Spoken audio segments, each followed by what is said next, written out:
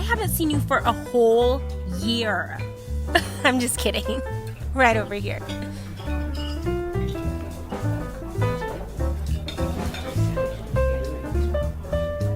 The chefs are going to be happy to see you. We'll put you at the table by the kitchen. Enjoy. Well, hello there. Hi, everybody. Welcome to A Minor Diner, where we take a recent music release, give it a theme, and pair it with two other works of art to create a three-course meal. We've got an appetizer, an entree, and a dessert to make our meal du mois, our meal of the month. I am your humble base chef, Zach. Right here next to me is Jesse, your treble chef, and we are happy to have you. Jesse, what are you doing? What? Why are your clothes all messy? No, they're fine. Look at your knees. What is that, dirt? I'm fine. I don't know what you mean. What were you doing? What? Your knees and your arms and your nose, they all have dirt on them. And you're being uncharacteristically quiet about this. It's a new year, new me. I don't feel the need to brag about everything that I'm... Some of the kitchen staff said that they saw you going down into the wine cellar and coming back dirty. Who said that? Give me names. No, I don't think that's a good idea. Wonderful. Grazie, ragazzi. Didn't know every little detail of my life was being reported on. Is it just like another little project or something? Yeah, I mean, I just trying to do something to, be happy. Okay. You'll tell me when you're ready. That's fine. Yeah. But that last little bit there about happiness is actually relevant to our theme this month. The quest for ecstasy. Everyone has those special moments where everything is right with the world. Your heart is on fire. There are twinkles in your eyes. Your small intestine is buzzing with excitement. However, it can sometimes feel like these moments are too few and far between. So is it possible for someone to replace more of their normal, boring moments with ecstatic ones? We were inspired this month by an abundant buffet from London's DJ Sabrina, the teenage DJ, her new album, the Makin Magick II Album. We've paired this funky house album with a 2008 anime film and a 1977 Japanese horror flick. And coming in hot from the kitchen, our appetizer. So, A Minor Diner, we've been open since the beginning of time. But obviously for a couple years, especially a couple months about the beginning of 2020, Yeah. we had some mishaps because of a certain global pandemic. So we had to shut our doors for a little while. We lost touch. The bass chef and treble chef and I, we went our different ways for a little while, quarantined in our houses, didn't talk. It was a nice break from each other for a little while. To be honest, yeah, it was actually very refreshing. We spent a lot of time together. Yes, I think we'd been in there since 9/11 or Vietnam together in that restaurant. Yeah. But after our break, we had our own separate music that we were listening to. We didn't have to make meals of the month, so we were kind of going our separate ways. But then one day, on our streaming platform of choice, I got on to find that Jesse was listening to the exact same album that I was. Yes, some fateful day in late November 2020, there was this album being passed around. It feels like, I don't want to say people in the know, but people who really like to pursue new music. There was this one album that everyone was kind of like shaking each other's shoulders of like, have you heard this? Because it shouldn't be this good. Because it shouldn't be this good. And because the album in question was 3 hours in length, we were just both listening to it, and the streaming service just on the side of the application will just say what your friends are listening to. And it was an interesting moment because we were both listening to this album the 3 hours in entirety, just a couple songs apart. So at some point, I text I text Jesse, I text our treble chef, and I say, so what do you think of this DJ Sabrina the Teenage DJ album? Yeah, and it was like, this is ridiculous. Like, this should not be good at all. Because, like, me, like, a lot of people in particular, but I tend to focus on it. An album should not be longer than, like, 45 minutes. Like, it is very rare that, like, you'll get to an album and it'll hit minute 40, and you're like, I'm glad that it's still I'm longer. glad this is still happening. And then you just see that 3-hour runtime, and it's almost this, like, challenge of, like, yeah, it's 3 hours. Like, come check it out or whatever. And then it starts, Charmed is the name of the album from 2020. Yeah. It starts, and it sort of takes a second to warm up, and then it does, and then it just never stops for 3 hours. Literally just never stops, never stopping. It just, and this album turned out to be I gave it my Album of the Year award of last year. Charmed by DJ Sabrina the Teenage DJ, which was ridiculous because it was a 3-hour house album that came out in late November. I usually will have my Album of the Year like pretty nailed down by the end of October, because it's like you want to avoid recency bias. You want to avoid just like giving something that you've listened to a couple times your Album of the Year. But this album, for lack of a better term, was so charming and so well done beginning to end that I was like, I can't give this to anything fucking else. Like, this is perfectly crafted from minute 1 to minute 181. That this is it. This is the Album of the Year. Yeah, and I remember because like I wrote this big like ranking like my top 50 or whatever, and I think I put her at number 4, but it was this big thing of like, objectively, this is like the best album of the year, and here's like 3,000 words why or whatever. And then she must have like a Google Alerts thing or whatever, because then I went to just go check her Twitter, like, oh, what kind of social media stuff does she do? And she had this tweet of like, this review is like wild. And I clicked the link, and it's like my review of her thing. And it's like comparing it to like Stravinsky and all these other kinds of like hoity-toity classical things. But like, it is weirdly symphonic, that album, because it's 3 hours. So it's like a Wagner like opera, basically, about like a 90s shopping mall core nightclub party, whatever kind of thing, that it's telling that story. And it seems like the general reaction to DJ Sabrina is like, even if you don't like her, it's like this like respect that she cranks out these like massive projects that there's no, we're talking, the Makin Magick II album here today from 2021.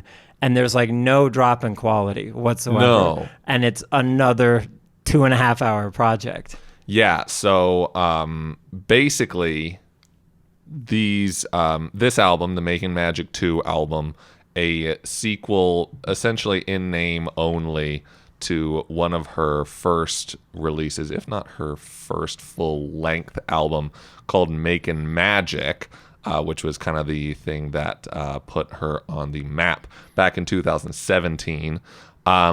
And she released it on the same day as another album called The Other Realm.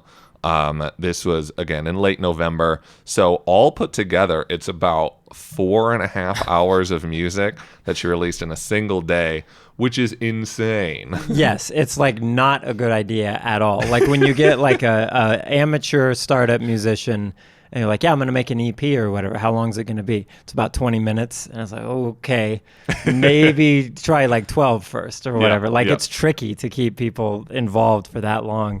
And when you talk about 4 hours of music in one day, and it's all funky sample-based club music, it's like, how does that not get old after like 17 minutes? Totally. And it just doesn't. It doesn't ever. And every song, like I think some of her shorter songs, it might be like 3 minutes. Seems to be the shortest one on this one. But you're talking like 12-minute track, 13-minute track. And you'd think back in your head like dance music, electronic music, whatever, of like, oh, that's got to be like a mood piece that's just like really long and unchanging. But it isn't. It's got these moments and these movements in there. And I just find it insane that she's able to do this. And it's also very niche because she's got this general aesthetic and this general I guess it is aesthetic if it's just audio only, but she's like really likes this sort of period. I don't know when you consider the start, maybe the late 80s up until like Clueless, basically, where she's into like teenage girl culture in a like wholesome way, not Mean Girls, not whatever, but like, isn't it interesting Disney Channel, Lizzie McGuire sort of esque samples and moods, and how that is interesting to so many people that wouldn't normally be, like, we've talked about it before. Neither of us, we have different perspectives on nostalgia. Like, I guess that's what I'm trying to get at, is that, like, using the bass chef here and treble chef here as like a barometer for you, dear diner, is like, this is like this weird, perfect, happy medium of music that Zach and I can like both agree. It's like outrageously sentimental and sweet and happy all the time. And then it's also like moody and nostalgic, and like, it doesn't have darkness to it, but there's like the way in which she, when we're talking about the quest for ecstasy here, the way in which she approaches, I feel on this album more than Charmed, darker subjects. Yeah. And does it in a way that's not ironic and it's not annoying, like, isn't it so fun to feel sad or whatever? Yeah. Like, she just makes sad things happy. Exactly. In a crazy way. Yeah, the one of the cornerstones, because you have multiple cornerstones for an album this long, but one of the cornerstones is a song called Being Alone. Yeah. 12 minutes long, the 12th track on the album. And it's based around this sample. I have no idea where the sample is from, but it almost feels like a TED talk or something about a woman who's like talking about being alone her entire life and having no friends. But that song is almost a little more bittersweet than a lot of them on the album, because essentially DJ Sabrina is about some fucking major chords, yes, some real happiness, and like sometimes on this record she gets a little bit more into the kind of minor chord variety, a little darker subject matter, because Charmed reminded me of like the perfect night out at the club. Yeah. You've got all of your friends, you meet the love of your life on the dance floor at like 11 or 12, and then you go out, you've got a convertible. Yes. And you and your friends are just driving around in a convertible on empty streets, and the night sky is beautiful, and you have a wonderful kiss with your new soulmate, and then you're saying goodbye to them at the end of the night, and it's like, oh, that was a perfect night. And that's Charmed. Like, the 3 hours of Charmed is basically that story. Yeah. And I don't really feel the same way as Makin Magick 2. Like, the storyline is a little different. It's maybe not like a perfect night in your life. There's some more kind of bittersweetness to it. Yeah. But the amount of ecstasy, for lack of a better word, that it creates in the listener is, I just think that's why her as an artist is so valuable. Yeah. Because there's like this, I'm trying to think, like this, and I've used this example before, so it's a bit cliche by now, but like Michelangelo decides to depict David before killing Goliath. And so it's like this great, like, it's not about the Christian victory, it's about like the courage it takes to do whatever. And that's pretty revolutionary. And yeah, like, especially on the song the track Being Alone, it's like, it's not dystopian and creepy that she's singing about, like, well, she's not singing, but that there's like 18 people singing about being alone. It's not creepy or sarcastic or ironic or whatever. It is something of like, there is this, like, if you polish anything, you can get it to shine sort of like feeling of like, do something, like you say, maybe it's a TED talk or whatever she's sampling, like, do something with that feeling of being alone, because everyone feels it. And so how do you make that low moment, that valley into a mountain, basically? Yeah. And it's just ridiculous because it shouldn't work because she just does it all the time with everything. It's like, and then this thing in life, make that like a mountain, and this is a mountain too, and this is a mountain, and you would think it would get super old because it gets old on pop albums. Yes. Of like nothing is great all the time like this is artificial. Yeah, whatever. the most bubblegummy of pop music can get like, like if you're listening to, I don't know, Aqua. Yes, yeah. If you've Yeah. somehow listened to an entire album by Aqua, like it doesn't quite work, right? Because it's like, oh, this is fucking exhausting. Yeah. I can't be this happy all the time. I Yeah. can't be this ecstatic. But DJ Sabrina is kind of just like, yeah, you can. Yeah, exactly. I'll give you the tools. It's almost, it's like Barbie girl, but in like a Zen Buddhist sort of way. Like, no, you can like achieve total enlightenment somehow. I hope in future PR campaigns. Yeah. That's the Barbie girl by way of Barbie girl by Buddha. way of Zen Buddhism. Yeah. The Makin Magick II album. Yeah, because I mean, she just like, because I guess to get into some of like the real specifics of like the sonic qualities of this album, if you're kind of unsure like where to start like with this album, I mean, obviously you can listen to it in order, you can do whatever. There's two recommendations I would have. Like the opening track, Spirit, is like the perfect buildup. I've listened to it like in the same way you go back and watch a movie and watch the opening scenes of like, oh, it's so crazy how they got me in the ride. Like I couldn't accept this premise on paper, but then like 10 minutes in, I'm in. Like Spirit just has this like weird collage of things at the beginning, and then it slowly like simplifies to this one simple, beautiful chorus. But then, so that's like a good like preview of what you're going to be getting through the whole album. But then there's this Feeling Lonely song. Again, it's like a negative feeling. It's a perceived to be a negative feeling.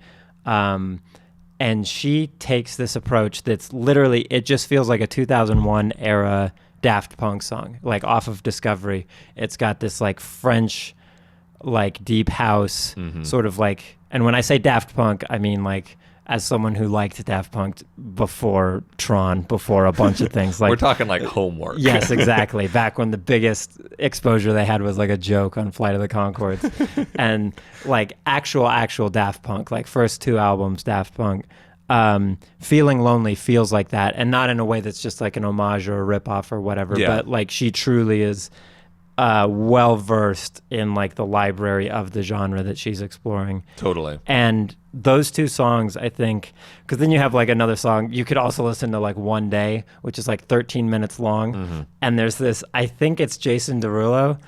I think that's the one where he's like, when the roof caved in and the truth came out, I just didn't know what to do. Yeah. And it sounds like so like operatic in this way of like, I feel it like this, like, because I hate that song.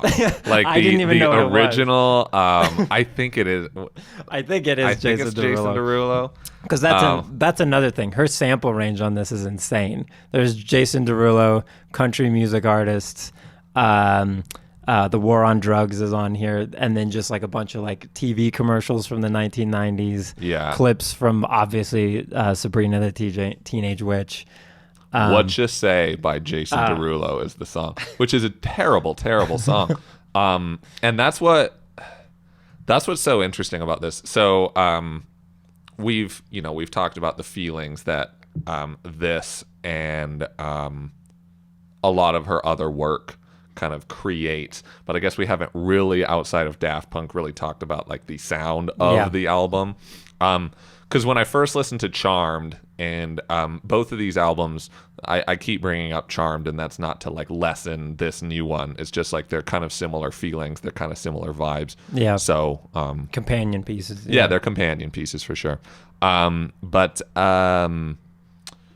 Charmed reminded me in a lot of ways of the Avalanches since I left you. I described it, I tried to sell it to a friend as basically like the Avalanches making like a perfect lo-fi house album.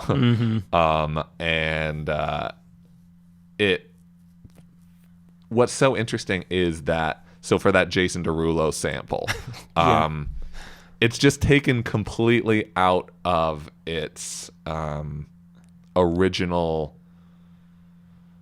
sound, like original intention, original everything. Because there's sampling in the sense of like Nicki Minaj's Anaconda, right? Sure. That it's the like classic, this is just the exact same fucking song as the Sir Mix-a-Lot song, except now Nicki Minaj is rapping over it. Yeah. And there are certain merits to Anaconda by Nicki Minaj, but they're few and far between, right? Sure. In terms of artistic merit or artistic value, it feels like this is a sample that we all know, and we've made very minor changes to it, and we've added a bigger drop, and Nicki Minaj is singing. Yeah, it's not much in terms of creativity or innovation or imagination. Or like half of the Black Eyed Peas discography. That is just like, you remember that one song? We did it again, baby. From the opening credits of Pulp Fiction. Yeah,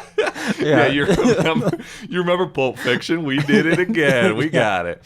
But no, this is like completely different in the sense of like, I feel like some people can think of samples-based music as very lazy, and samples-based music is easier to make. As a music producer, this is completely opposite. Like if you're taking samples and doing something completely different with them, I find it almost harder to make than like a minimal techno album or something where you're like, you've got some synths, you've got some kind of presets that you can use, and it all comes together relatively easily in the day and age of Ableton. Yeah. But when you're doing stuff this original with samples, it creates a sort of bliss in me that is hard to recreate. Because it's like, I love the idea of taking something that exists and making something better out of it, in the way like most film remakes do the opposite, right? Where we have this original film and people love it, so let's remake it and make it worse. Yes. But this, we're going to take this original idea that, in the case of, What You Say by Jason Derulo, wasn't even a really good idea, but we're going to take it and I'm going to make something special out of it, something new.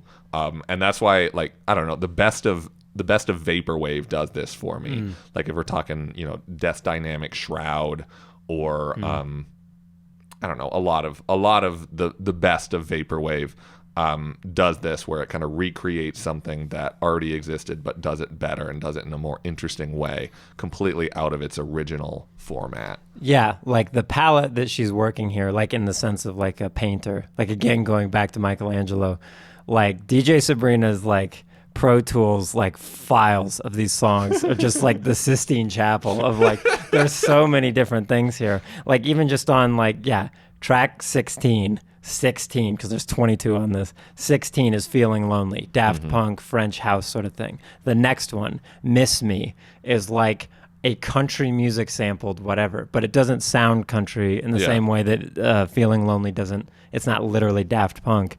And I think there's something very special about her. Like it reminds me of like Wall-E or something. Like she's just going and finding these little nuggets and then like reappropriating them into something.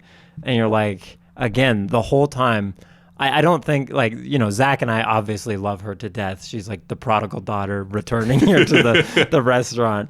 But like, it's not a different reaction. I don't think a first time listener would have a different reaction of like, why does this work? This really shouldn't. This is insane. Yeah. It's like in uncanny valley territory of like, it's this extremely niche, because again, and maybe it's like a millennial thing. Like I wonder what Zoomers or boomers or Gen Xers probably like this as well, but I wonder what they think, because there's like that nostalgic string that it pulls is that sort of, I mean, I guess Jason Derulo is like late 2000s or early 2010s, whenever that song is.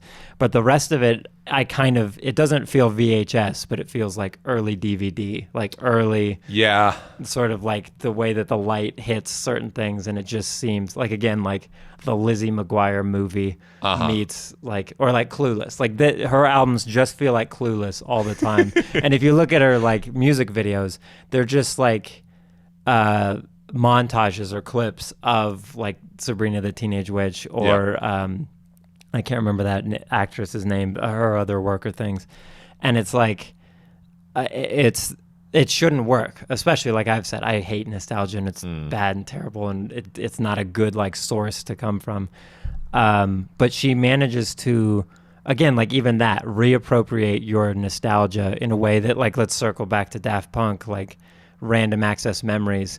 I felt that the songs on that album were like decent. They were good singles or whatever, but then the album itself was like super hollow. Of it didn't have anything to say. It was just like, aren't the 70s great? In whatever sort of, isn't chic disco? Cool?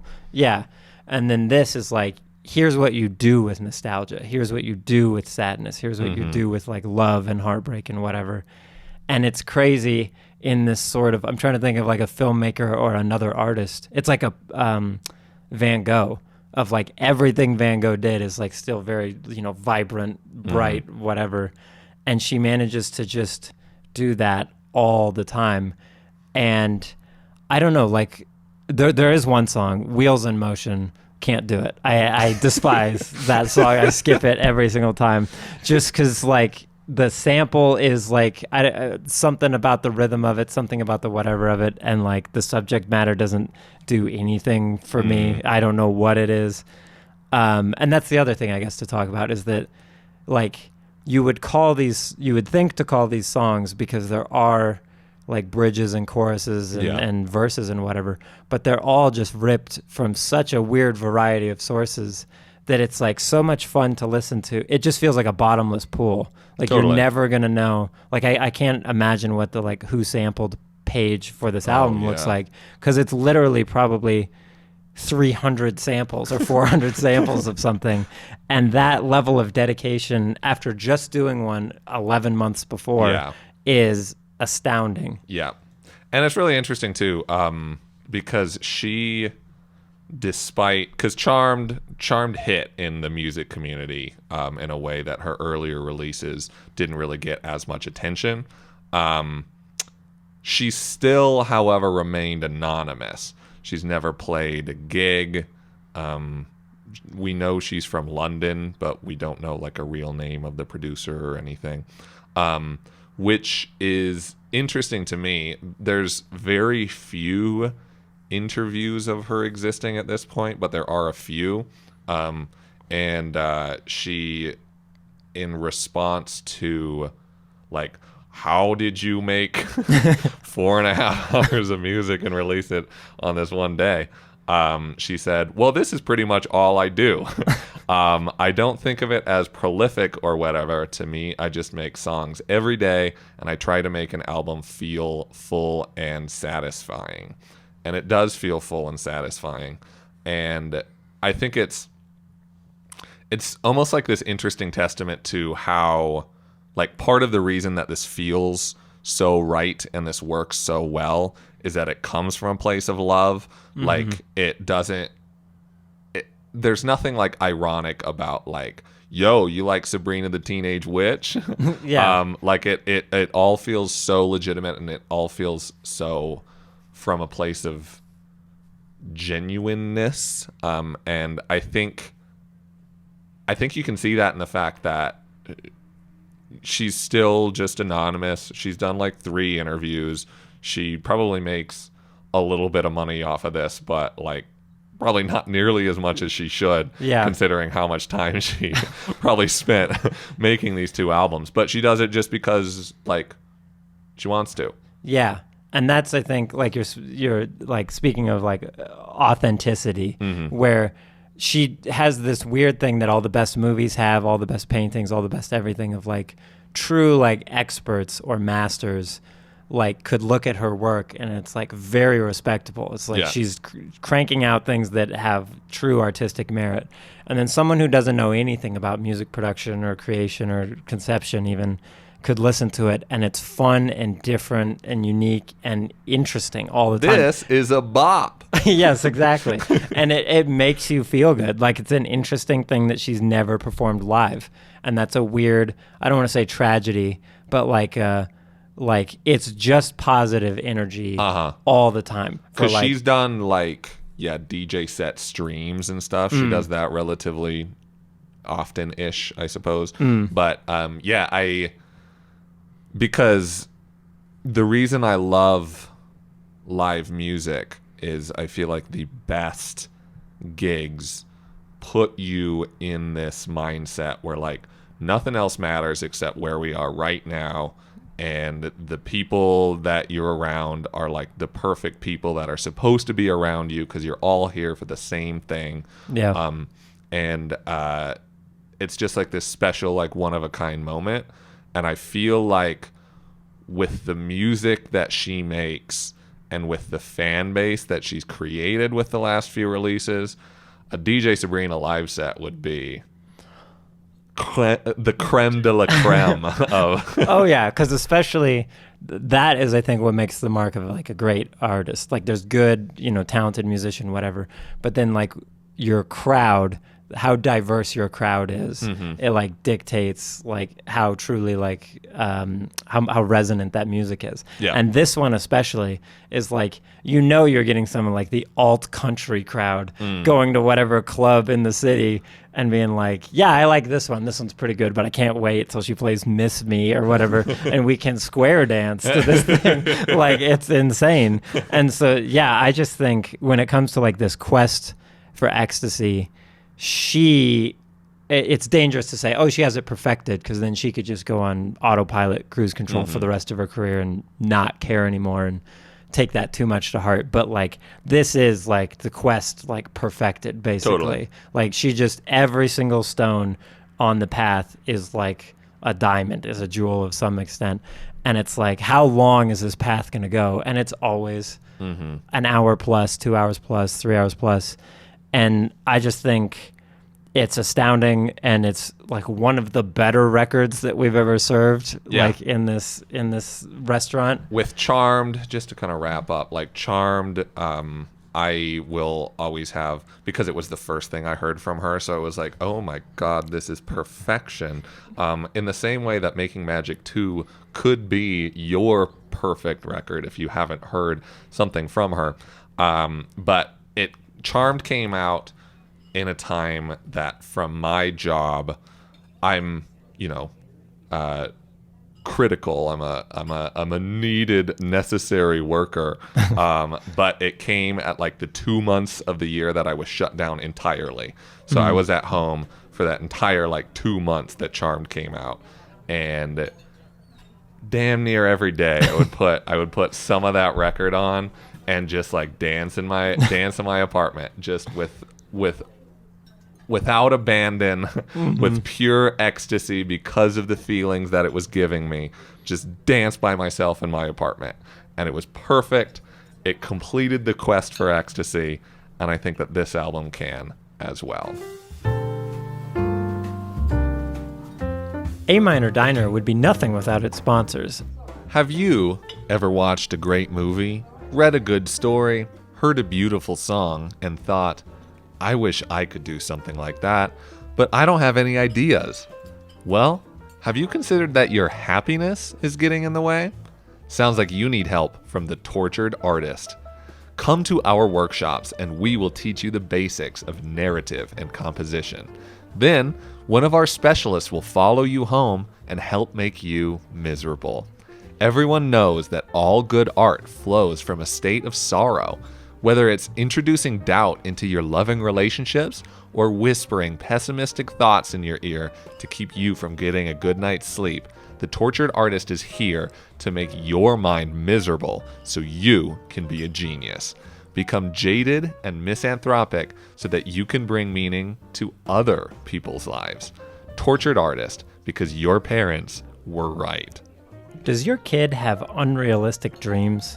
Are they smiling all the time, talking about being an astronaut and talking to their stuffed animals? It's a cruel world out there, and you want to make sure your child isn't too trusting, too imaginative, or too joyous. After all, there are murderers out there. Dismal Kids Daycare will do the hard work for you, teaching your kid valuable lessons like how to settle on a comfortable career, contain embarrassing emotions, and view the world for how it really is. We have a track record for molding kids to suit this existence, from Indianapolis accountant Doug Franklin to Long Beach consultant Teresa Bell.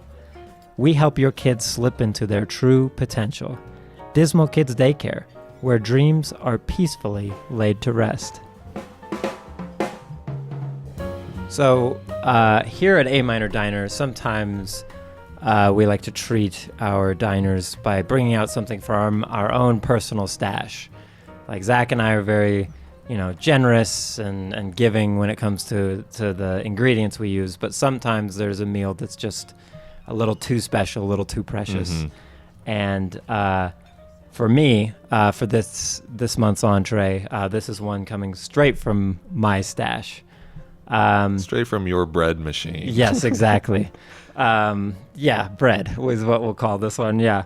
So Hayao Miyazaki is basically, unquestionably, the greatest living animation director. He started in the he starts very early in life, but actually directing animated movies, he starts in the late 70s, early 80s, and spends his career cranking out not only some of the best animated movies the world has ever seen, but literally just some of the best films ever made, period. We're talking Laputa, Castle in the Sky. We're talking My Neighbor Totoro. We're talking the greatest work of art in human existence, Kiki's Delivery Service. We're talking Porco Rosso. We're talking Princess Mononoke. We're talking Spirited Away. We're talking Howl's Moving Castle. We're talking Wind Rises. But today, specifically, we're talking about a little movie called Ponyo by the Cliff by the Sea. So Hayao Miyazaki is known for creating these wonderfully imaginative and vibrant worlds, but the man himself has a reputation for being really surly and jaded. He's kind of very dark, very pessimistic, doesn't like everything. So early in his career, his directing career, back, up until 1992, he was making these really wonderful and lighthearted movies about how magical life can be, like My Neighbor Totoro or Kiki's Delivery Service. And he has this great quote, "I would like to make a film to tell children it's great to be alive." And that's like, you can feel that in his movies. But then in the early 1990s, when doing research for a film, he also had another quote, one which explains the darker and heavier films he'd go on to make, like Princess Mononoke and Spirited Away. He said, "The Yugoslavian War happened, and I learned that mankind doesn't learn. After that, we couldn't go back and make some film like Kiki's Delivery Service. It felt like children were being born into this world without being blessed. How could we pretend to them that we're happy?" Dang. So just like a ray of sunshine here. So the surly Miyazaki spends about 10 years making really heavy films about war and how humankind abuses nature and how existence is a cursed blessing, basically. And then a little miracle happened. Miyazaki, this cantankerous curmudgeon, reads a copy of The Little Mermaid and thinks, "I don't like that she doesn't have a soul." So he makes a little fish girl and gave her more soul than anyone can handle. Ponyo is the story about a 5-year-old boy who develops a relationship with a young goldfish princess named Ponyo, who longs to become a human after falling in love with him. Ponyo is a good film. And when I say good, I don't mean like the quality of the artistry or its effectiveness, because in that sense, Ponyo is one of the best movies ever made. But when I say that it's good, I mean in the same sense that it is good to be kind or good to make others happy. Ponyo is a film that I've seen multiple times, but struggled to sit through it because it is overwhelming.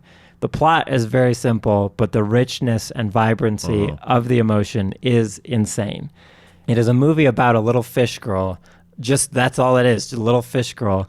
And I tear up at least once every 5 minutes watching it because it is just absolutely packed with not only profound beauty, but genuine heart. There isn't an antagonist or villain in the film. There's no black and white, good side, bad side. The drama is real and the stakes are meaningful, but Ponyo is an exceptionally rare film that refuses to paint with a broad brush. There is conflict and the story is compelling, but the clear intent of the film is to exhibit joy and ecstasy in every shot. The simplest, shortest way to illustrate the pure euphoria this film radiates is by simply reading 3 lines of spoken dialogue. Ponyo loves Susuke. Susuke loves Ponyo. Ponyo loves ham and can do magic. So I had first seen Ponyo. I don't have this like great nostalgia for it. Okay. Ponyo came out like late 2000s. I remember being in high school at the time, and I see that movie poster in the theater there, and I think like, oh, that's annoying. Like, you know, Japan is like, oh, let's do our Finding Nemo or whatever. Oh, like, yeah. oh, I don't think this is a bit whatever. Because when I was a kid, I mean, I was the right age to conceivably have grown up on My Neighbor Totoro or something, but I didn't. The first Studio Ghibli movie I saw was Spirited Away in like late high school. And that's an interesting one to start on. Yeah, because like I started watching him this year. I had never seen really? any like Miyazaki movies, any Ghibli movies. And I started with he's got Nausicaa, Valley of the Wind, and I was like, oh, this is fun, this is cool. And then Laputa, Castle in the Sky is like, oh, I have never seen a movie do exposition this way. Like he just like, what is going on the whole movie? You feel great, but it like slowly fills in, and it's like right at the end you understand the full story. And then Totoro is like, okay, this is great. I could see how kids will like this. This is fun. I don't quite whatever.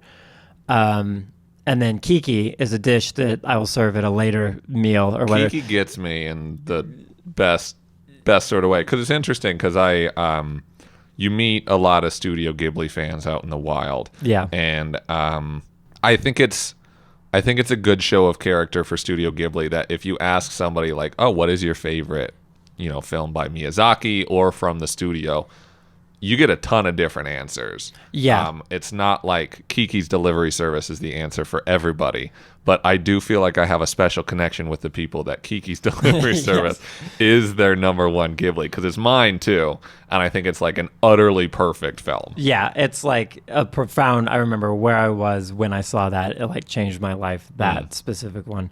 And then like Porco Rosso, I think my like letterboxd review is like, it's not my favorite Miyazaki, it's not like the best Studio Ghibli, but this is the best movie ever made. Like it's like just insane. It's like, but anyway, so he's doing all of these movies, and I in the last like 8 months have watched all of these for the first time, just to go through them because I like his style of storytelling.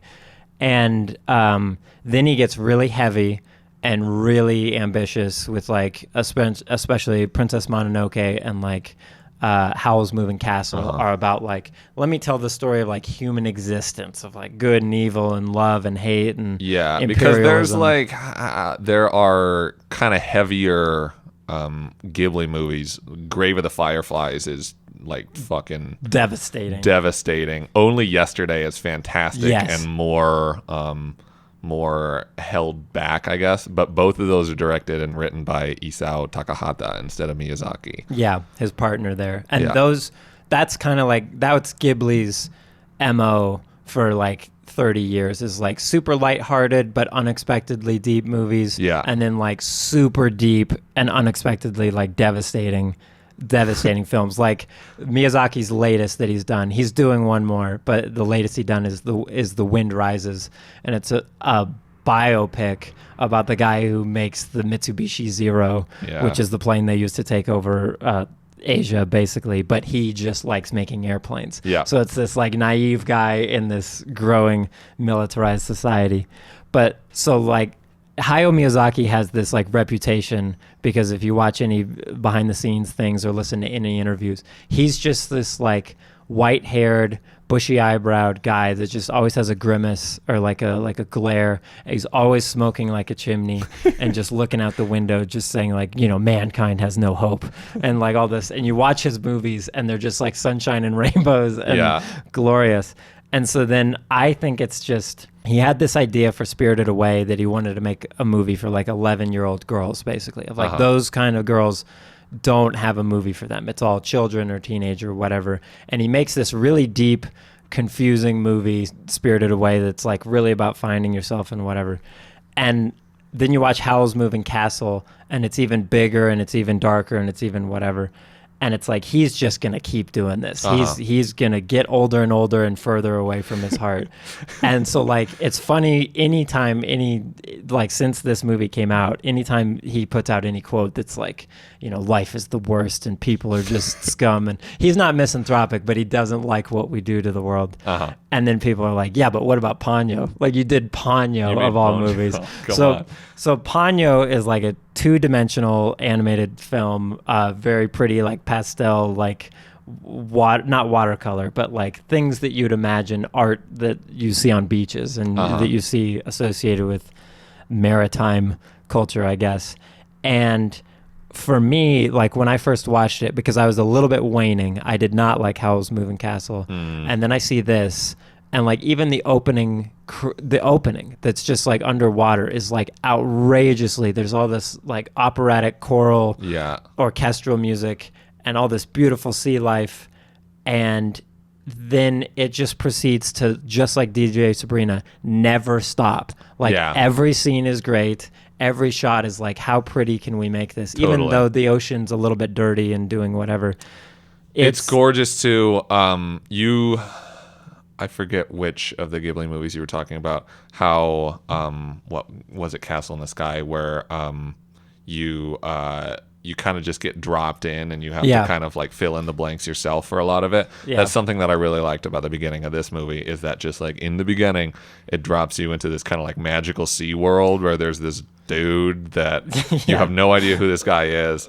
And there are these fish and they're like escaping from a thing, but you're not really sure why. It's like there's so many like things here that you know, Hollywood kids movies just like wouldn't do. Like I love Pixar. I think at least half of the Pixar movies are just like gems that should be held up for all humanity, of like, this is what kids filmmaking should be. But even then, they're not going to do something like this. No way. And the other thing that really gets me, and I saw it for the first time, where the little boy Sosuke, Sosuke finds Ponyo. And he's on the cliff, and this weird wave comes up to him, and the wave has eyes, and the wave kind of like tries to grab him, but he just like goes up onto another rock, and the only thing he says is "hennayo," which means that was weird. And then he just keeps walking.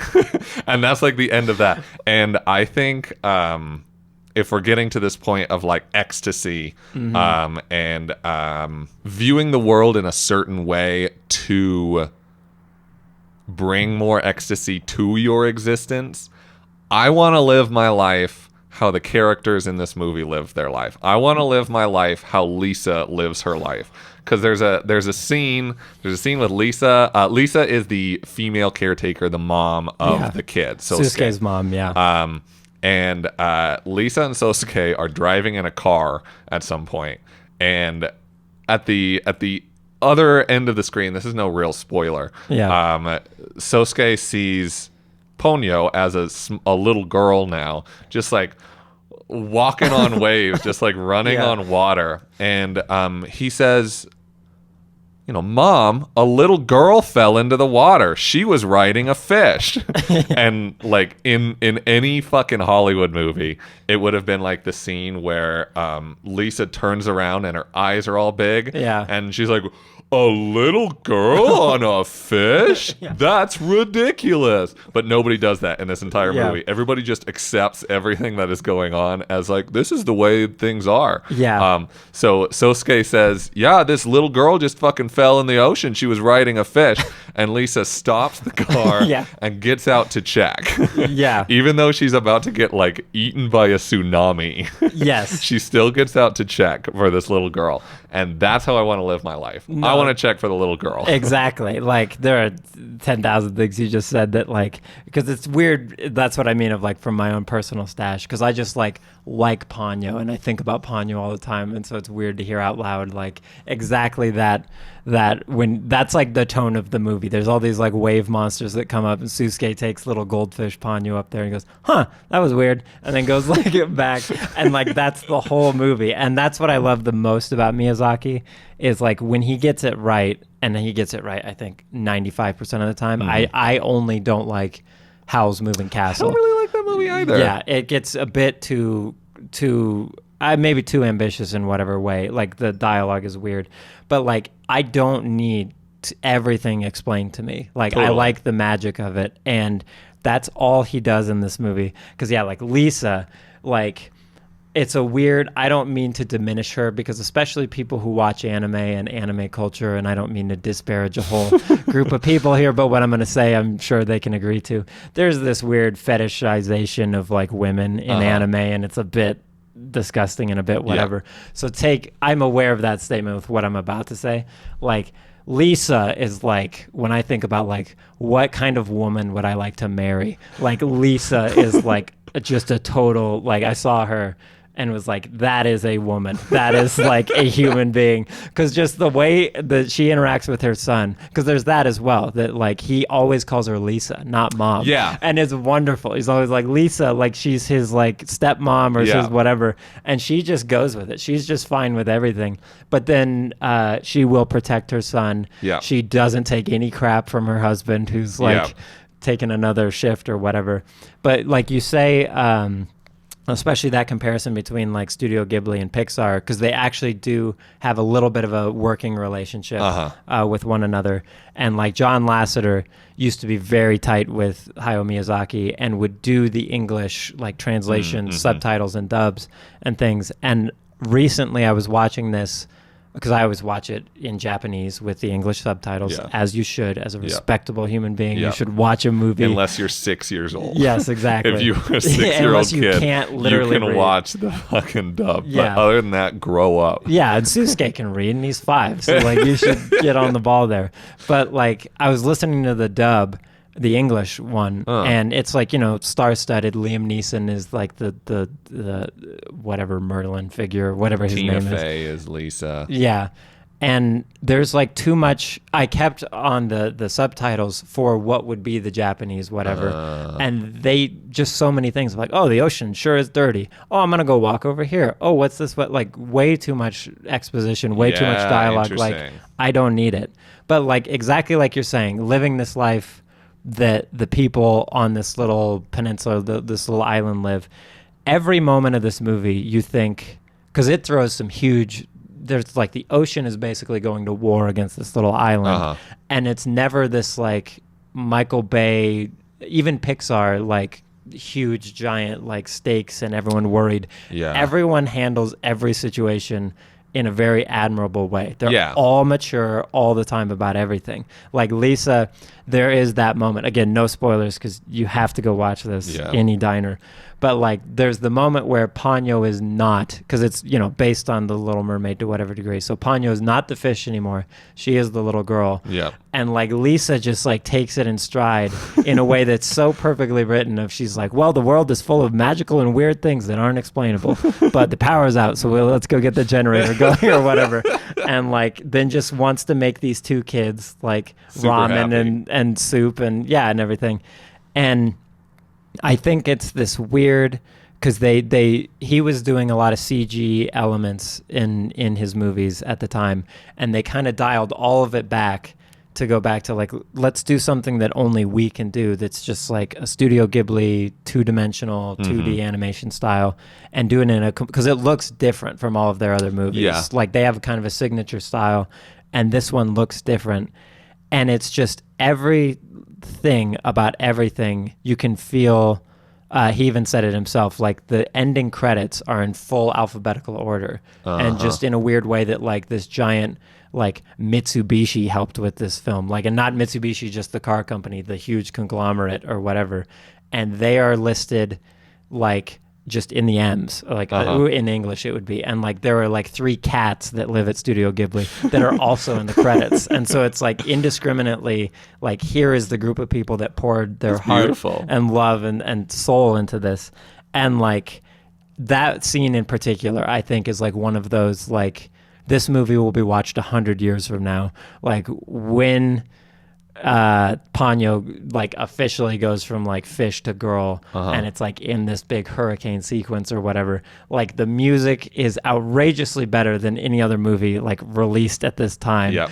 And like the sequence there is so iconic, and I mean iconic in the sense of like it's so immediately evident to any viewer like how like beautiful this is. And there's something, like you say, living your life in the way that these characters do. There is so much extraordinary, like there's this flood that takes over this island, and so then they have to deal with that.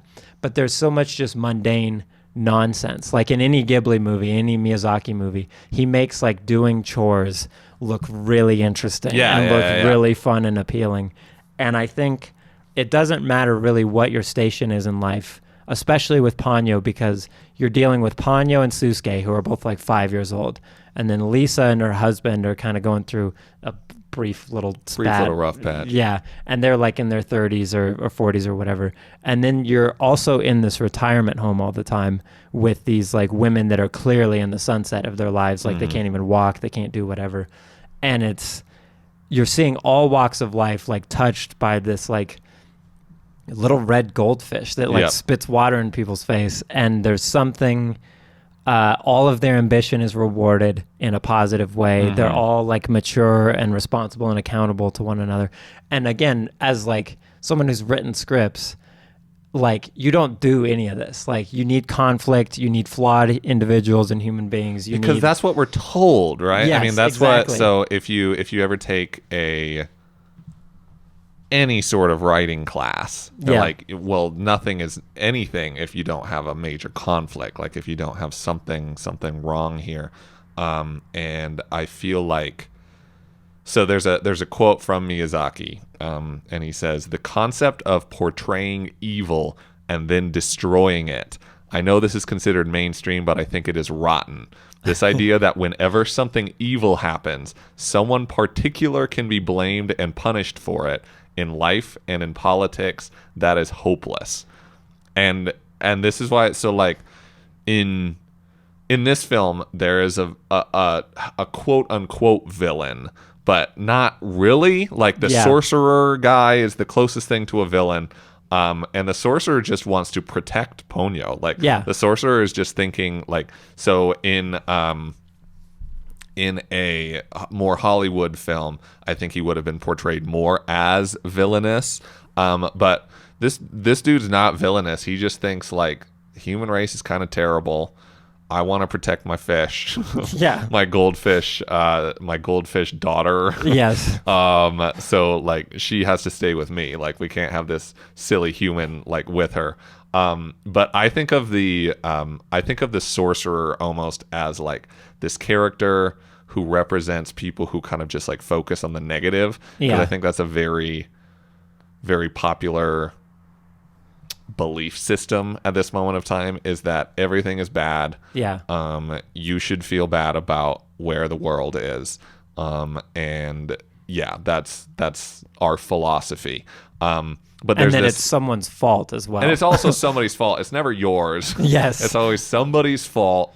And it's usually like a political party or like your ex-partner or something. Like something's wrong and it's not your fault. But there's a scene because the sorcerer is married to or something. The sorcerer has a relationship with this giant sea goddess. The like spirit of the sea. The spirit of the sea. And there's a scene where the sorcerer is like talking to the sea goddess and like, you know, this is wrong and this, and we got to get Ponyo back and we got to do this, and come on, like what are you thinking? What are you doing? And just during his little monologue, this giant sea goddess just like grabs him and takes him into this like cute little hold, and just in a beautiful voice just says, "Shizuka, quiet. Just be quiet." And that was potentially the most powerful scene in this entire movie for me. Just because it's like, I am that sorcerer who tends to a lot of the time focus on the negative, and I just need a giant sea goddess to just pick me up and say, just shut up. Let's enjoy this a little bit. And so that's what we're looking for, in case you diners haven't, like, I need a Lisa and Zach needs a giant sea goddess, like, to help sort our lives. But no, like, I agree entirely. Like, there's all these moments, like, for me, any movie starts at like whatever you'd call the middle of the road. Like, this is an average movie for the first 30 seconds. This is going to be a 6 out of 10, and then it is the movie's job to go one of two directions. Yes, and so each thing you do gets you points or loses you points. And this whole movie, artistically and then like morally or ethically or whatever you want to put it, like for me, just all the time was like, hell yeah, like all the time. Like just the beginning is like, I hope those like jellyfish are like all individually animated and they're all just going to keep going up or whatever for this opening shot. And they do. And you're like, oh, okay, good. Cool. Okay. Great. Wonderful. And then like Ponyo does her stuff. Oh, cool. And then Lisa keeps doing it and everything just keeps doing it. And then like, I remember, I won't give it away because I think it's like the best whatever of the movie, but I was like, I swear to God, if this little fish girl picks up this bucket, I'm going to die. And this is going to be the greatest thing I've ever seen. And then the way in which she picks up that bucket is like better than I thought it was going to be. Everything. And like the best ending shot in any movie ever. I don't literally mean that, but it's like in top tier, like the greatest ending ever filmed or animated, whatever. But like exactly that, like in the same way you just say the Ghibli films or the Miyazaki films, there's this, like, this is not the first time he's done this. Like there is no villain or antagonist in Kiki or in Totoro, or he wrote Whisper of the Heart, and that's a very good one of like, what does it mean to be a Japanese schoolgirl in 1990? Things I cannot relate to, and I'm just like at the end, like, John Denver is the best artist that ever lived. Like, you're right, little girl. Like, and he does this, and I think there's some merit to it, exactly what he's saying, because it's so easy to just fall into a tribal whatever, and tribal on a macro or micro level that like, oh, it's my roommate's fault, it's my girlfriend or boyfriend's fault, anything is, oh, it's my parents, that's what I'm doing, my traumas from my parents.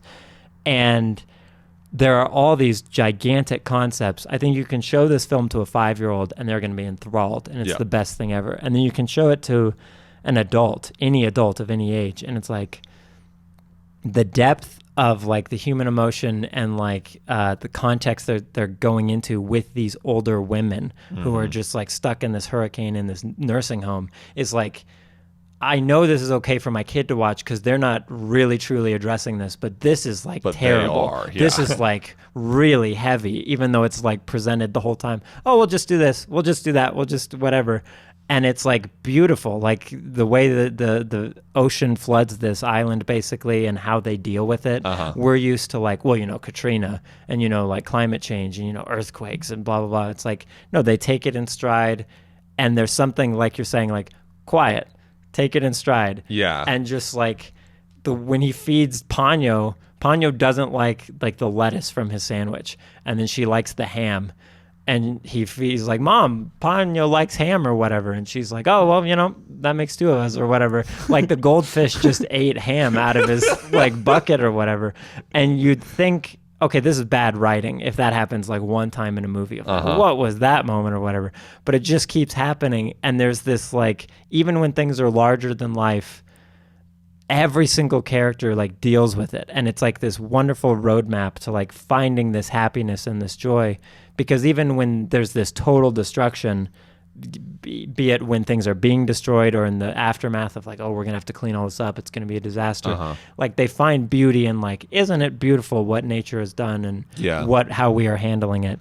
And I just think it's one of those movies that, especially because the dialogue is so simple and the art style is so singular and everything, literally any human being on earth could watch this. Like if you have subtitles for your language, it's so otherworldly, but also eternally relatable that it's one of those few, like we've talked about before, this like Parthenon of art after human beings don't exist anymore. It's like Ponyo stands to reason of like, so what was like anime or what was like an animated movie or whatever. It's like Ponyo's simple enough and altruistic enough that just every moment, like the Sistine Chapel, it's like, well, I'm not Christian or I'm not from the Western world or whatever, but you can look up and appreciate how vibrant it is. Let's just keep talking about the Sistine Chapel. This is the second straight thing that you... Yes.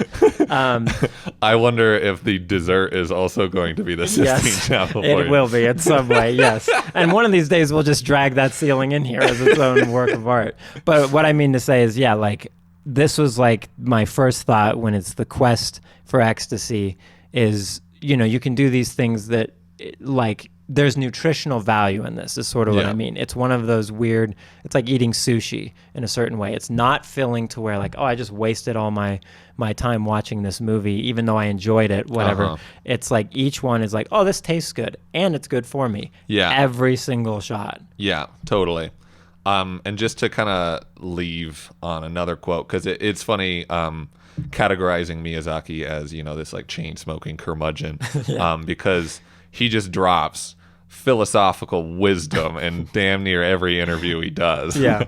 But there's another quote that I think just kind of sums up one of the ways that we should live our life, I suppose. He says, problems begin the moment we're born. We are born with infinite possibilities, only to give up on one after another. To choose one thing means to give up another. That's inevitable. But what can you do? That's what it is to live. And I just think we tend to think of our decisions in the past as either the right decision or the wrong decision, and what if we had done this, or what if we do this in the future, but like you can't look back. This is what it is to live. You're making these decisions and then you're living with whatever reality has been created from this. And that's what I like about these characters in this movie, is that they all just like kind of accept the reality that they're in and pursue the future with like this perfect middle ground of like this kind of wide-eyed, I don't want to say immaturity, but this wide-eyed like innocence, and also this like responsibility and like, oh well, we live on this house that acts as a lighthouse, so I've got to be here even though it's, risking my life to be here, and all of these little things. Like, it just, in a way that I don't get from many films, I just love the characters in this so much, and I just want to live my life like them. Yes, and to put a cap on that, it's like that, his statement there, and then exemplified in these characters, like, you are your reactions to things. Like, it's okay,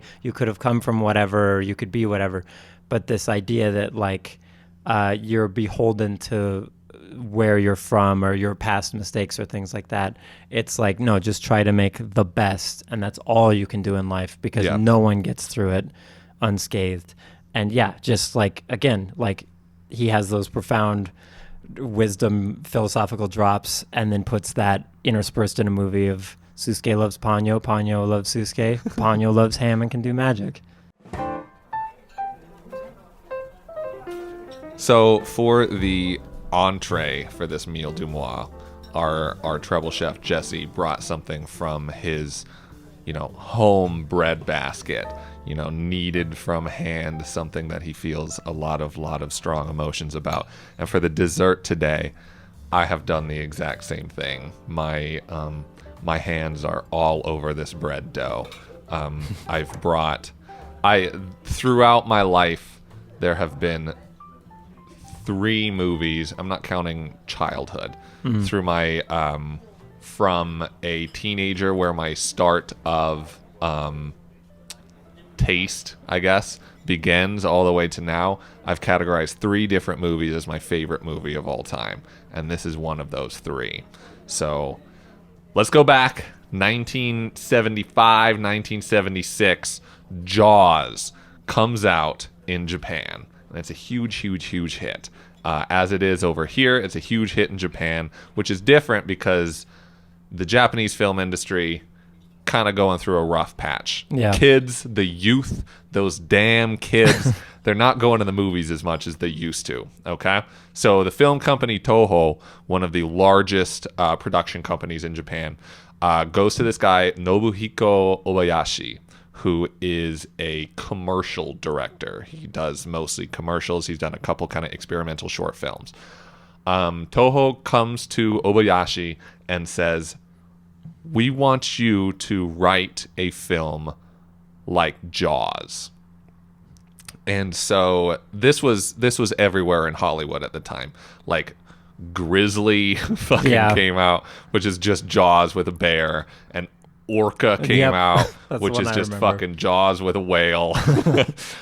Like, you could name hundreds of these films that are just straight, like, a film company going to somebody saying, write me Jaws. Give us our Jaws. Give us our Jaws, right? And Obayashi gets the same task, right? But he immediately goes to his preteen daughter, Chigumi. All right, goes to Chigumi and basically talks to her, tries to pinprick her brain a little bit to try and get a more like visceral, like a more childhood, what are you afraid of, you know? And he has this quote that says, adults only think about things that they understand. Everything stays on that boring human level, while children can come up with things that can't be explained. When faced with any important decision, I always consult children. And so that's what he does. He goes to Chigumi, and Chigumi says, you know what I'm scared of? We were just at Grandma's house, and Grandma has this really big clock. And it's really loud. And you know what I'm afraid of? I'm learning to play the piano, but I'm afraid of getting my fingers stuck between the piano keys. And also in that closet, you've got a bunch of futons, and I'm afraid that one day I'm going to open that closet and the futons are going to fall on me. And Nobuhiko Obayashi, he goes, he takes all of these things and he writes a script for a movie called House. You know, that's their Jaws. Is like, you know, you're afraid to go in the water because of the shark or whatever, but like, what if there was a house? What if there's a house? And basically the basic premise is there are a troupe of high school girls with names like Gorgeous and Kung Fu, and they end up going to one of their aunt's house for vacation. It's school vacation. It's time to go on a trip, and they decide to go out to this girl's aunt's house. The problem is the aunt is a phantom ghost thing. And that's not really giving any spoilers away. No, yeah, the aunt has her own, and it's understood that she has her own troubles from like a historical time, which I will talk about. Mm-hmm. But yeah, it's like more than a haunted house movie, though. It's like the aunt. There's like this weird family history, basically. Yes. That mother's gone.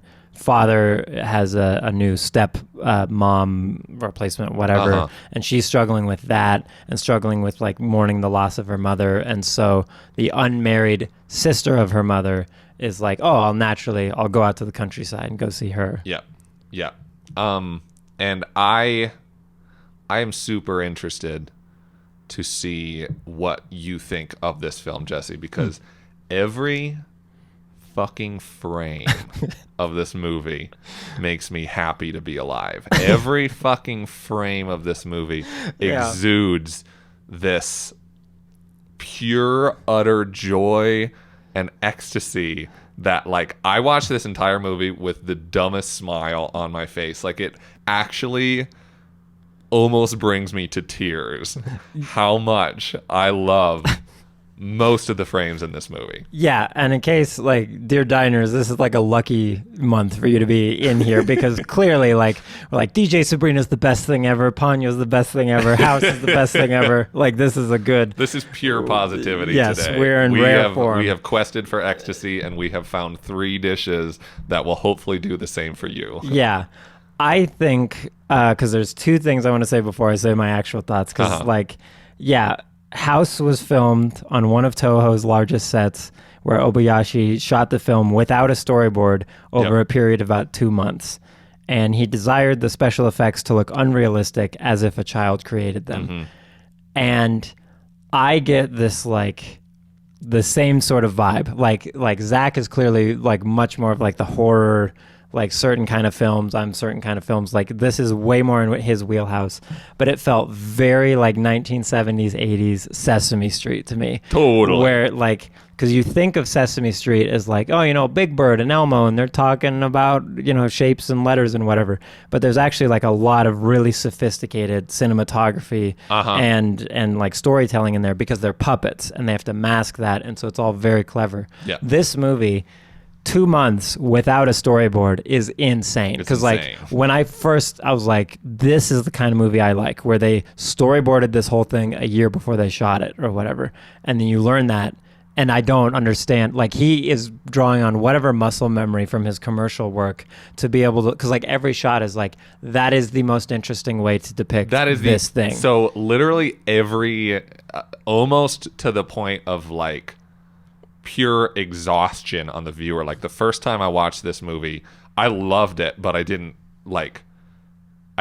think it was like, oh, this is the greatest movie ever made, because it's like, it's pure kind of sensory overload the entire time. Like, so for example, really early on in the film, there's a I'll give you 2 examples. The first example, there's just all 6 of the girls are just, like, sitting on a ledge, and they're all talking to each other about what their plans for the summer vacation are. And, like, with a normal movie, you would maybe do some, like, a couple pans, or you would just break up the shot and go from person to person. But instead, there are all of these, like, very jarring, like, wipe pans from person to person, like, over and over and over again. And it's like, this doesn't need to be happening, but I'm so glad that it is happening. And then about 15 minutes into the movie, there's a scene in a train, like the train scene, which is the greatest scene of all cinema. As far as I'm concerned, there's nothing better than these 6 girls, like, coming onto this train, and there's this happy bouncy music playing, like da da da da da da da da da da, and, like, they just get in and they're like, oh, we lost the cat. Like, I needed this cat. Oh, the cat's already in the seat that I was going to sit in. And then there's this little boy who is reading this book about trains. And the camera cuts to, like, pans to this book that the kid is reading, and then goes into it. And then everything is animated, and there's this little, like, pastel train that's moving along. And then... I could fucking talk about this forever. That's the thing, is, like, if you were describing it, like, to a blind person, it's like, and then, like, pause, like, this is happening. Because even then, like, what I thought of is, like, because then they're using, like, very early, like, this movie's insane, because they're using, like, very early, like, we'll just simplify it, digital effects of, like, keying out green screen stuff to put in whatever things, but also doing matte paintings, like, in the 40s or whatever. And so the train, like, the window there is very clearly, like, green screen, whatever. But then they do this, like, beautiful thing where then it cuts to certain angles and does whatever to whatever. And then the next wide shot, like, the train is, like, gone, and they're just sitting in these seats against the green screen. And it's, like, a beautiful, like, I wrote down, like, this is the beginning. And this isn't, like, a literal historical statement that I'm making here, but, like, this movie is not, like, super critically acclaimed at the time, but it's, like, super popular. And I think it's, like, the beginning of, like, this, like, anime brain, like, why Japan is Japan. Because they do these things that are like, okay, but that's not real. That's not literally, you can't actually do that. And they're like, yeah, but it makes sense, doesn't it? Like in an operatic way, if we move this or change this or do this angle, it's jarring, but in a beautiful way, right? Constantly throughout the whole thing. And this is like, this film comes out in 77, and you're talking, you know, the time fucking, when I think of the 70s, I think of very kind of like cinema verite, like Taxi Driver. Yeah. Like, we are going for gritty, we are going for realistic, we are going for just like, you know, showing humanity in these certain ways. Yeah, very grounded way. Yeah. And then this is just so completely the opposite. Whereas even to just keep bringing up scenes that I love in this movie. So there's kind of this deeper thread that goes through this film, and it comes back to the director Obayashi. He was born in Hiroshima, and all of his childhood friends die in the Hiroshima bombings. And some of his later films are actually like war pieces, but this kind of just touches on it, where this aunt character that they're going out to see loses her husband in the war. So, you know, this perfect, or maybe not husband or like boyfriend or like, you know, lover, right? Yeah. Goes off to the war and is killed.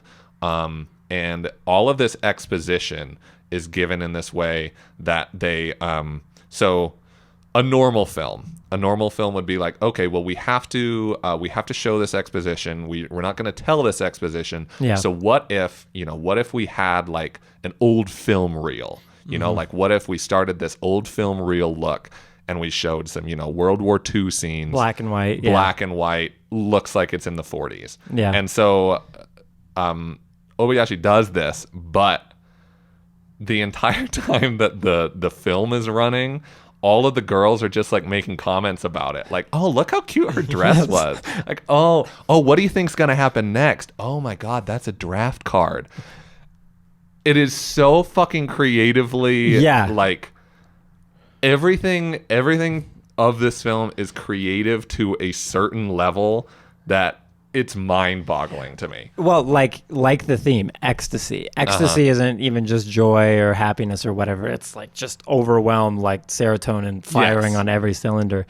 And like that moment especially, because it was just like a Ponyo moment of just like, oh my God, are they literally doing this? Like, is this a mistake? And then you hear it the second time of like, no, they're literally commenting on the thing that we're watching. And especially in 1977, because they're like, I don't know, you can speak about American media literacy, like you're saying, like it's easier to make Jaws or Taxi Driver, these things, because it's hard for audiences to understand. Like just as an example, in a movie, when you fade from one shot to another, the subliminal thing you've been taught by culture is that time has passed. Yeah. And so a fade means like, okay, in the future or whatever, rather than a straight cut.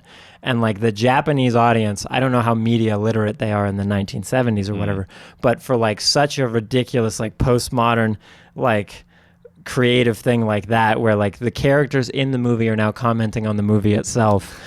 And also, like, you're still trying to figure out what's going on of, like, we're going out to the aunt's house and this and that.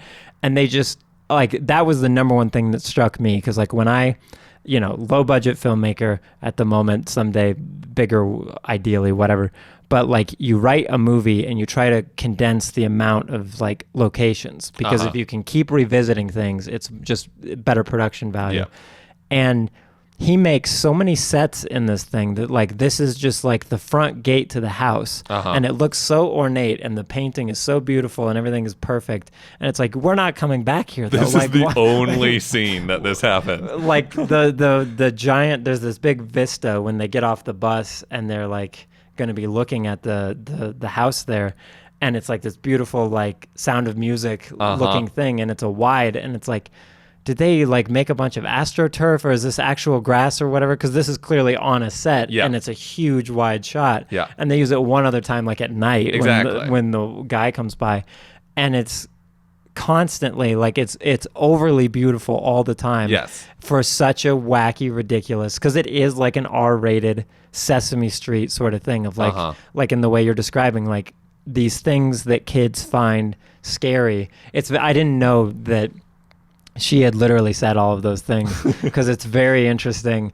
Like, I don't know what you call them, like tatami mats or whatever that room is, or whatever. When that sequence happens, I was like, okay, this is like one of the better scenes like ever filmed, ever. Like, this is really scary and really creative, and the work that went into this is completely paying off. And like, just some of like he says, like, he wants the special effects to look unrealistic, as if a child was doing whatever. And it takes you, it's like unlearning, like you might watch Ponyo to like learn how to behave and learn how to like accept responsibility and do this and that. Like, watching House is like unlearning things of like, oh right, it is just that simple. Like, life is that scary, and it is that innocent, because like the piano scene is pretty devastating, and like the mattress scene is pretty devastating. But there's like, what I mean by that is, they keep calling her gorgeous, and I'm like, what is going on here? Like, even her dad is saying this, and everyone's calling her gorgeous or whatever. And then kung fu, and just like I just like lost it every single time. I was like so happy to be alive. Kung fu is the best character to ever exist. When her theme would kick in, her score, every time the kung fu theme kicks in, like this funky bass line. Oh, it's so funny. And then she does whatever, and some of them are pretty clever, like camera tricks and whatever. And then sometimes even when it doesn't work, and it's just the weird. Because it's not so fun watching, I would say this, like horror movies now that are like, oh, we're just so in love with the tropes of horror, and isn't it all so much fun? This one has them before they're like really, really tropes. Totally. So like Kung Fu has whatever accident happened. Oh, she's chopping wood or whatever, and it cuts off her skirt or whatever. So she's just in the rest of the movie with like a bikini bottom on or whatever. And it's like kind of exploitive, not in the super negative sense of that word, but like, you know, the hot young girl, whatever, you see her butt all the time. And it's like, for Kung Fu, that kind of makes sense. Like, she's always like really using her legs and doing whatever flips and whatever. And then like whatever the girl's name is that's like eating all the time. Mac. And she's not even that fat. She's not even that out of shape compared to... She's Japan fat. That's... Yeah, exactly. And I loved that, like reading about it, that they're all like models that he's worked with on commercials, and then has to play the music for them on set to get them to act better. So beautiful. I was going to bring the same thing up. So essentially all of these actresses are just models. They've never acted before, and Obayashi discovers really quickly that, oh my God, these girls can't actually act that well. There are a bunch of kind of anecdotes from the making of the film that like Obayashi would just like skip around while directing. He would sing to the actresses. They would play like quiz games together to get the girls into the spirit. He would always be playing the film soundtrack, because interestingly, in like, so there are so many levels that this film is genius, but I think they're like Obayashi in particular, like he writes this script and then Toho's like, nah. So Obayashi's like, well, fuck you.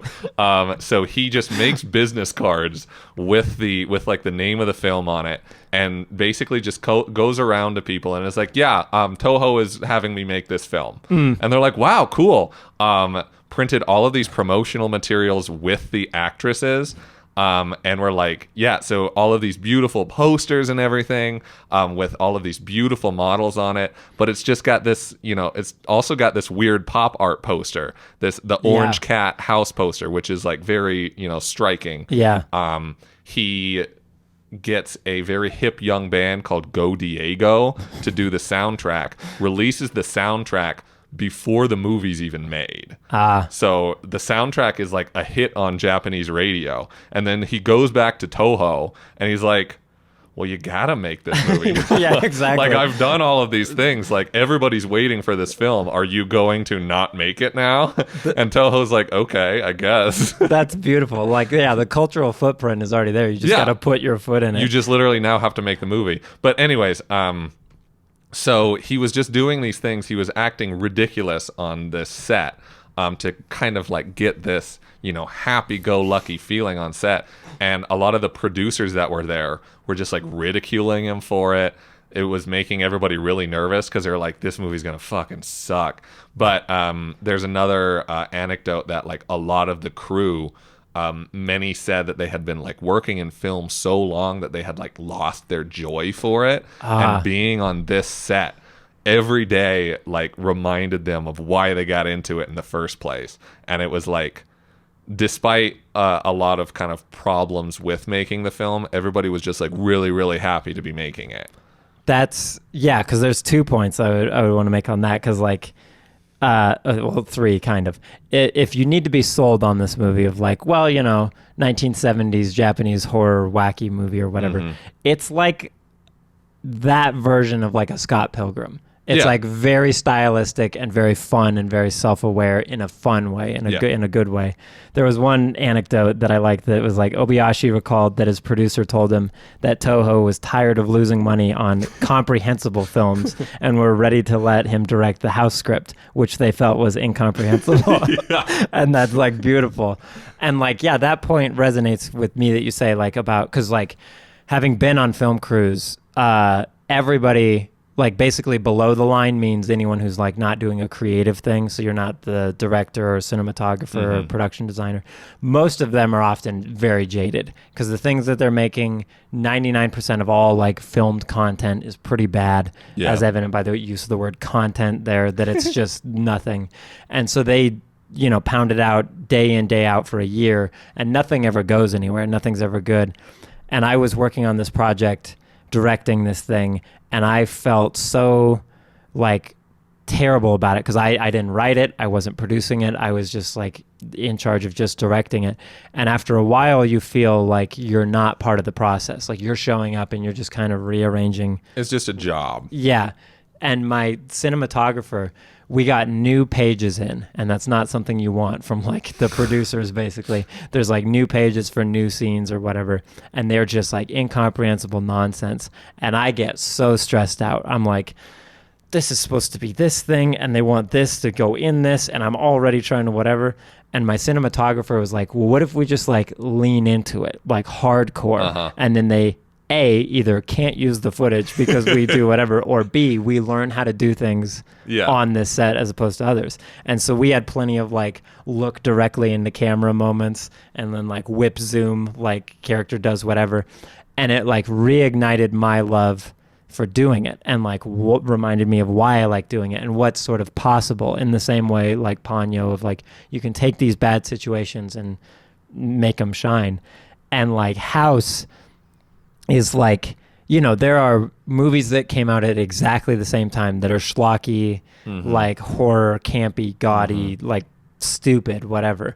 And it's because they didn't like go as far as House does. Exactly. Like all the effects in House, like for example, the piano scene is like, if you're judging this against the visual effects qualities of like a Marvel movie, you might like snicker and laugh or whatever. But then when you like understand that like, no, it's literally supposed to be this. Like you're not better than the movie because you recognize the dated effects. It's like, no, they're supposed to look exactly like this. I mean, I read something that he also said some of the effects didn't turn out how he thought. And I'm like, some of them are a little like, so they're what very is going on jarring here? and they're very kind of confusing. But like that's what because I feel like a certain kind of viewer in 2021, 2022 would say like, oh, this is a, you know, so bad it's good movie. Yeah. And that's bullshit. No. Every frame, nearly every frame of this, like he came in with a vision, even if he was just like, even if he didn't have storyboards for them, he had this vision, he had this script for so long. He knew exactly what he was doing with every one of these shots, like every one of these ideas.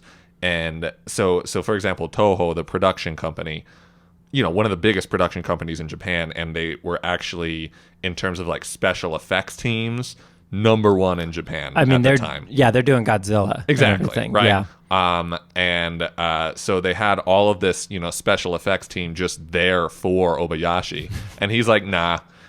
He refused to use the in-house SFX team, and him and his DP, director of photography, just did all the effects in camera, to the point where half the time, like they were doing these effects that were all like chroma key, you know, blue screen, green screen kind of stuff. They didn't even know if they would turn out. Like they just did them and just hoped it worked. And I would say 90% of the time they do. 90% of the time they work, and that's what like. in the same way, so Ponyo, I want to live my life like the characters are living their life in Ponyo, where it's like we're just accepting things that happen. This might be a rough patch, and we're just going to go through it because this is what it is now. So it's our responsibility to get past this and act like a good human. I also, again, some people would almost call it immaturity, but I think that's because of this kind of bullshit idea we have of maturity being this like holier than thou, like, oh, well, we look down on these childish things in life. But Obayashi directed this movie as if he were a child and made a film, like, even though it's an R-rated horror movie, like he made this like for children. It feels like this is like an incredibly childish movie in a lot of ways. But because of that, I feel like it has so much wonder and so much optimism, and it just like breathes so much life that so many other works of art just don't have. Like, this is so pure from its very, very core, and that's why I love this movie so much. Like, there's nothing I would change about it, because even the parts that don't really work, like, they just exude experimentation. They exude like trying new things and being happy with the result, even if they're not that good. It's like, I don't know. I think it's perfect. I think it's a perfect film. No, and there's a lot of things that you said there that like you talk like this relationship between the purity of it and then like the theme of like ecstasy, of like, well, how do you get to this like ecstatic point? And maybe it is that like Buddhist thing of like trying to reach enlightenment through non-attachment, whatever. Like, there is something to that, looking at our three dishes here, where there's this sort of youthful, it could be incredibly perceived as immaturity of, I'm going to do this like 3-hour project, kind of aping 90s nostalgia, but also throwing literally everything and the kitchen sink into this whatever. Well, I'm going to make this movie about like a fish girl that's better than the fish girl in Little Mermaid or whatever. Like, it's just, and they're just on adventures together. Well, I'm going to make this movie where a bunch of like models go to this haunted house and it's like on purpose supposed to be whatever. And it's I think that maybe that's why I would argue all three of these things can resonate with anyone everywhere all the time throughout history, because they all like, maybe there's something about that ecstasy that you lose because you think, like you say, oh, well, to be mature is to be like this sort of like post 9/11 feeling of like, oh, we were all naive and stupid, and so we got to make art that's like really grounded and really, really whatever. And it's like, okay, but every 30-year-old, by the time they hit 30, there's like 80 different types of 30-year-old. And so if you make your movie, you're only able to play to whatever. But we've all had a childhood. We've all had like that feeling of like unbridled imagination. And I think especially when you get to like House, it's like leaning into these things that almost the junior year, senior year of high school of like, oh, but like the cool thing is to be a little bit detached and be a little bit whatever. And then it's actually not. Like, any good thing, almost as a bland, bold, overarching artistic like claim, if you could make such a thing, is like all great works of art almost stem from that of like, I remember back when I didn't care 20 or 30 years ago, what would it be like to do that again? And every time you take like the wisdom of your years that you have now, but if you just like, not in a misanthropic way, but just stop caring of like what it's going to be perceived as, because you're comparing this to Jaws. Like, Toho wants their Jaws. Jaws is like, okay, Steven Spielberg is in his 20s and is directing like he's in his 60s. Like, it's so mature and so perfect of a movie director wise. And then he delivers this, and some executive at Toho's like literally the opposite in every way of what we want. But then House is up there with Jaws in terms of 70s world cinema, whatever. Yeah. It's like, I don't want another Jaws because Steven is doing that in his way. Because we already have Jaws. Yeah, like, what is the thing that only you can do? And maybe that's what Ecstasy is. Like, you mentioned dancing around in your apartment alone to DJ Sabrina, and it's like, what if that's what Ecstasy is that isn't a stupid, immature thing to be doing? Yeah. Because if I enjoy it and it brings me ecstasy and it brings me this happiness, I think all three of these dishes today exude so much like existentialism that like, no, there's not necessarily a point to life. There's not like this big overarching like reason for any of this to exist. But this is what I want to do.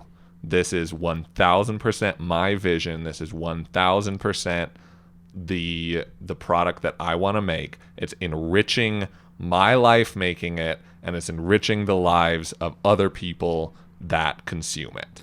Yes, it's like acknowledging that insecurity in yourself, embracing it, and then similar to the Ponyo thing, it's not at anyone's expense. Like you're pursuing this like what a detractor could call hedonistic pleasure of just like ecstasy for ecstasy's sake. But Ponyo comes at no one's expense. Yeah. No one is being made fun of in this movie. No listener is being mocked in DJ Sabrina. And then in this movie, yeah, there's like gory stuff because the models are literally getting, the haunted house here. Eaten alive. Yeah. But it's like, it's not funny. I'm not looking down on like, oh, because film snobs won't like this. It's like, no, they do, because there's the craft in there. Like you can just make something that's pure joy and live your life in a way that's pure joy. I think when you remove that attachment to like, well, it's got to come at someone's expense. Everything has to be either at my expense or someone else's expense. It's like, no, you can just push it out there into the world and like moths to the flame, everyone will flock to it, and or they won't. Yeah, That's kind of the interesting thing. Is like, I mean, House critics hated it when it was released, or they just ignored it.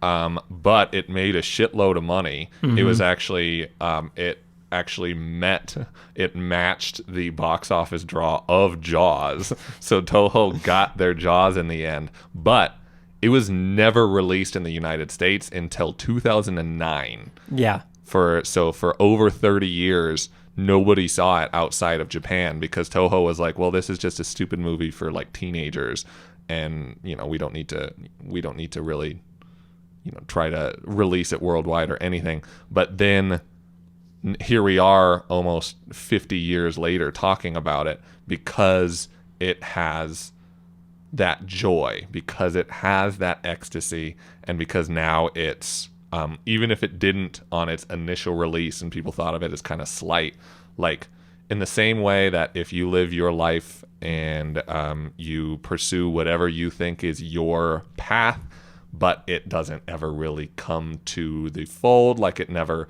brings you success, it never brings you whatever you want from it, as long as you followed that dream and as long as you kind of lived with that ecstasy and you lived with that just like pure yourself, you're going to die happy. Exactly, yeah. There's like that deterministic thing of like you are who you are, and it's great to aspire for more and think of yourself as like always on this path to improvement or whatever.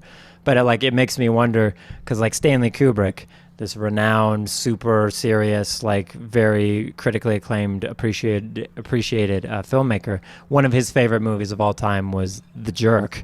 And just like that's completely antithesis of everything he makes.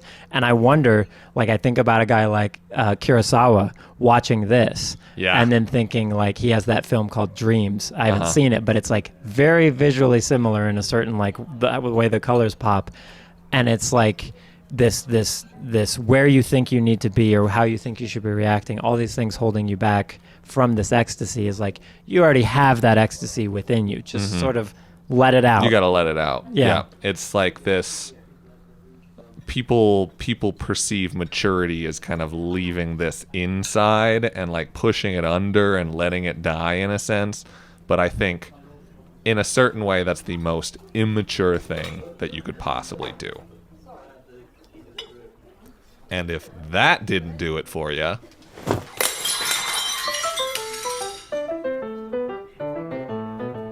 also on the menu this month, Arca, Kick 2 through 5.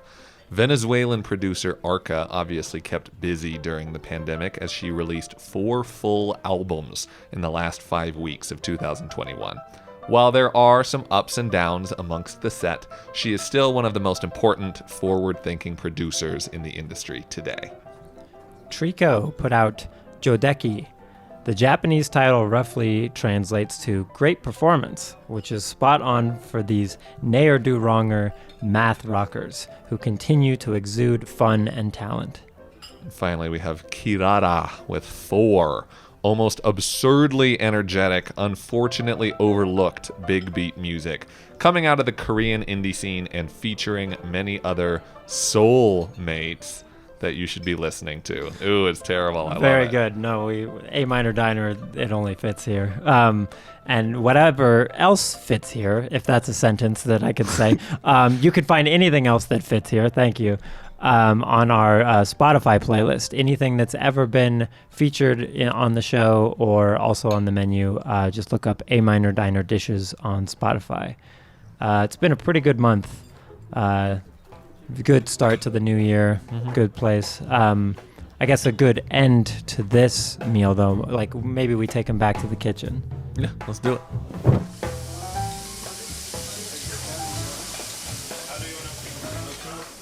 So we got some wonderful notes to the chefs this month. Last month's question that we asked, what is one evolution in art that you have seen since you were a kid? So how did art, either music or film or whatever, how has it changed? We've got Ray from Elizabeth says, irony is used more ambiguously. A lot of it has also gotten even dumber, unfortunately. Yeah, I remember being over irony like 10 years ago, and it's... But it's so funny. Do you get it? Do you get it? I just don't think you get it. Yeah, I guess I don't. Rebecca from Denver said, the first thing I think of, which might be too obvious, is how music discovery has shifted so predominantly online and to apps and stuff. This can be both good and bad. Yeah, I think it's much easier to share obscure, weird sort of music with people now, but also people really just like stick with the tried and true, even more so than they did like 20, 30 years ago. Yeah, I wonder if that is true. I feel like even people who like don't care about music really, or film or whatever, I feel like they now have... I feel like there's more of an opportunity for them to listen to stuff that just isn't straight off of the radio, even if they just find it from Spotify playlists, which is essentially the same thing. But no, that's true. Like DJ Sabrina, they're going to find her. Yeah. Evan from Colorado Springs actually sent us a voice message. I had to rewrite my answer to this question entirely after my initial viewing of The Matrix Resurrections, which, for the record, should have been called The Matrix Rebooted, but I digress.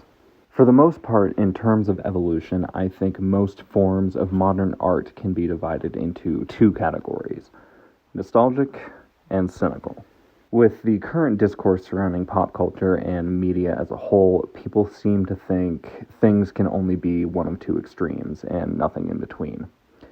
We can either romanticize the past or remain skeptical of the future, and neither group likes the other very much. There is what I would call a concerning lack of now in most mediums, or at the very least, it's far from the forefront. In short, I think art is ever-changing, and it always has been, always will be. That's the beauty of it. Art as a whole cannot be placed into a single definition or status.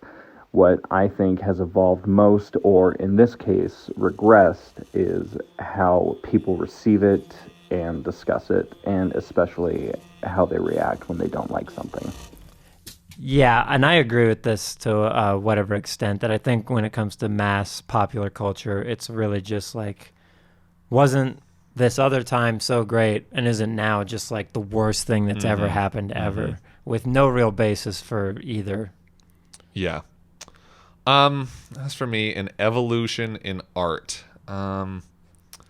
Boy, Jesse, you have anything to... I have one. The evolution, like, I think there's a different relationship between the artist and the audience nowadays. And I think this is going to be slightly cynical or pessimistic or whatever. I'm just really not into, like, Ponyo is a integral part of my identity to whatever degree, but I'm not like, oh, well, you're like a Ponyo fan, and a Ponyo fan is this. Like, I don't adopt it as like, It's some external force that then makes up my internal whatever, Personality, my like, core. It is my core, my soul. Yeah. Whereas nowadays, like, yeah, of course you have Beatlemania and you have people who identify themselves with artists or work of art. But now it's like, no. It's like a team sport. Like, what are you into? Like, if you're not watching a TV show, what are you doing? Yeah. Basically. Yeah. I think there's a couple, in my youth, the term binging wasn't around, and that's an interesting, like, because TV, I don't watch a heck of a lot of TV in general, but TV used to just be a thing, like, it's once a week, The Office is on once a week, so we're going to tune it in. But now it's like, well, because it is streaming and because everything drops at the same time, I'm going to watch 8 seasons of The Office this weekend. Well, and there's a reason why we're sponsored by Glut, and it's because binging is a derogatory word, as it should be, because it's not ethical or moral behavior to, like, just indulge in something so thoughtlessly. Yeah, that's a good one, though, and that is...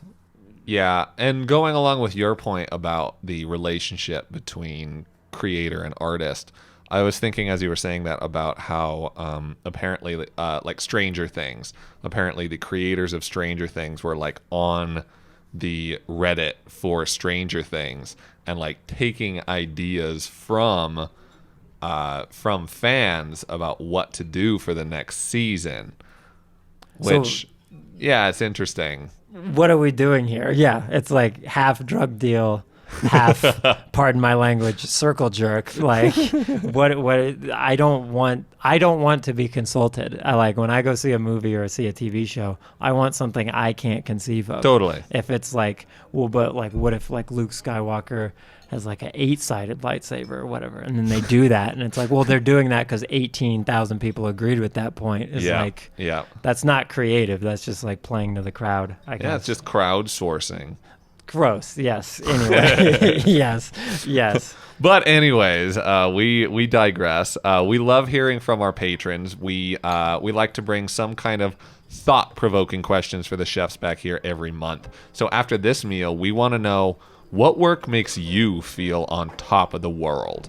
Like, what do you watch or listen to or indulge in artistically that makes you feel that you can go out and do anything, or feel invincible, or just truly happy and truly like ecstatic, and not in a delusional way, just like really makes you happy to be alive?